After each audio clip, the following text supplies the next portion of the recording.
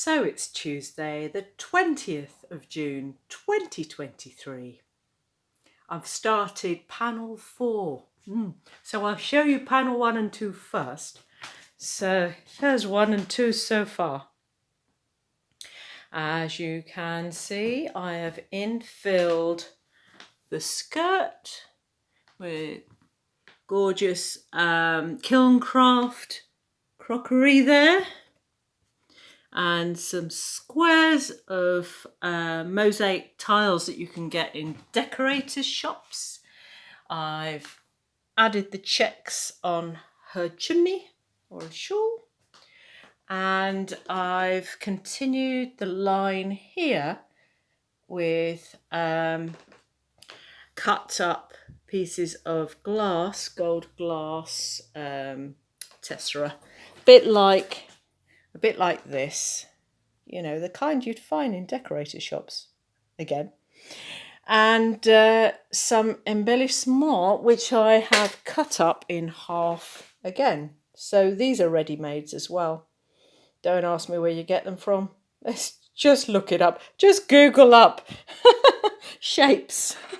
I'm sure places like Mosaic Supplies, etc., will have stuff like that.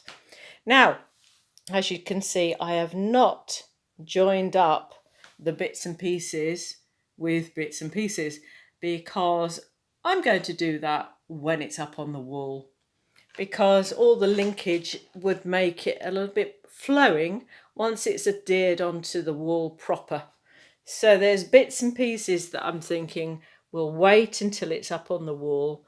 And don't forget, I've got these what's her faces, what they call it.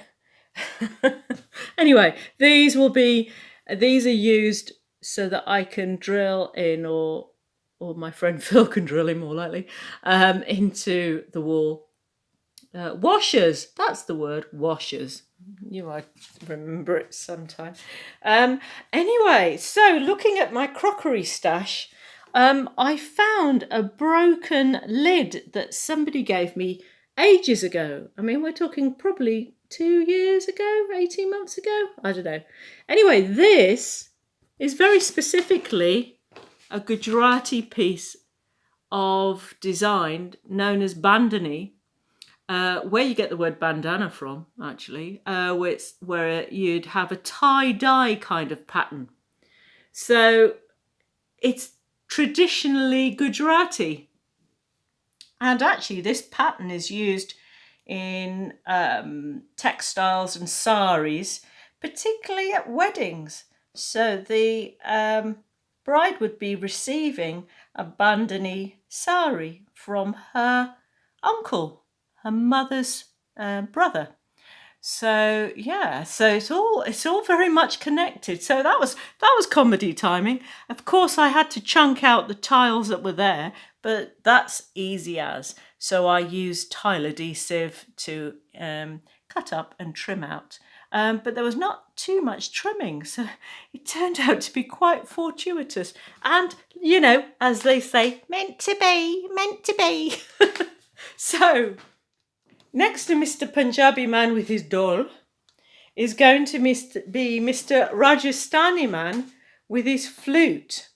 So what I did was, I printed off, well, I took a photograph. I don't know if you can see this. I took a photograph of the drawing from the original. Can you see that? From the original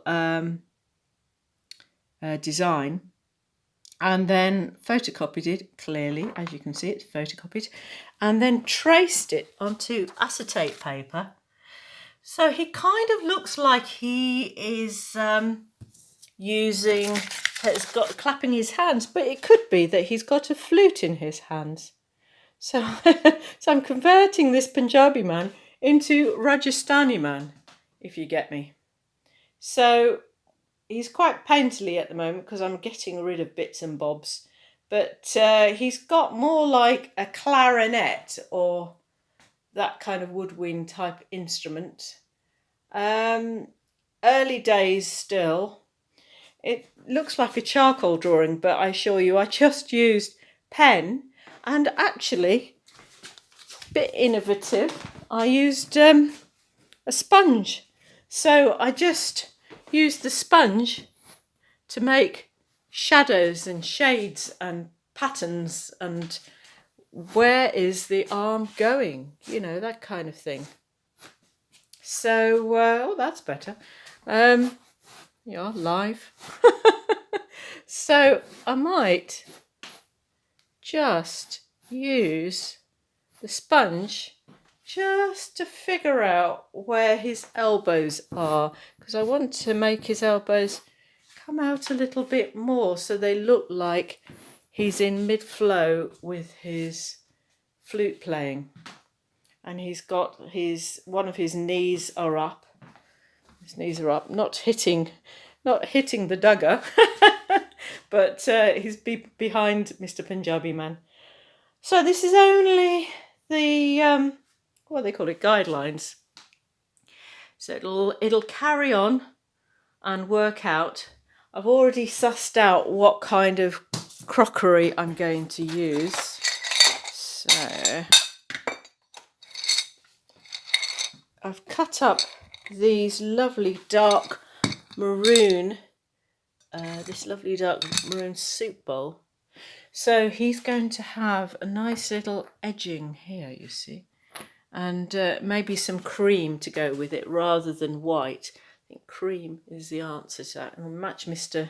Man here, you see. And he's going to have a moustache. So this part is going to be just tile, and he's going to have a nice dapper Rajasthani styly turban. So, and maybe a piece of fabric behind him where part of the turban becomes a little bit of a showy piece of headdress, kind of flowing fabric behind him.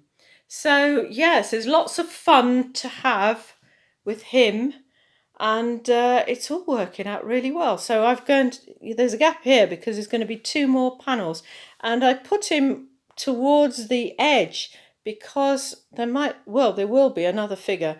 There probably will be 3 more figures, and perhaps a person in between here, you know. And perhaps, you know, it's still early days really on figuring out, because I do work as I used to work as a painter, so that I'm not thinking out my designs completely, you know, like completely finished in its finished form, and they'll flow, and perhaps I might have it installed on the wall and then complete it there, but we don't know yet. We'll have a think. I still need to put all the washers in place on both sides and drill holes in, so I need to do that. So there's quite a few practical elements sort of thing, so we can't get too carried away where the figure is. I mean, it might be that, you know, where the washer is could be around here, so then I can put a lovely jewel on top of that as part of his headdress. So I've got to think out things like that, you know, a jewel like Mr. Man's earring. So yeah, anyway, that's enough me wittering on. Hope you're enjoying the work so far.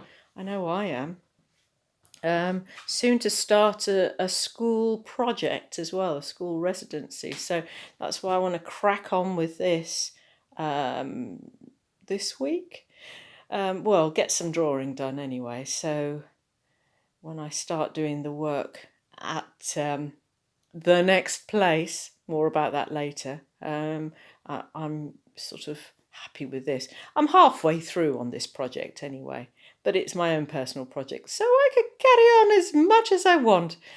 Okay then, Caroline Jerrywalla, Mango Mosaics, over and out. See you soon.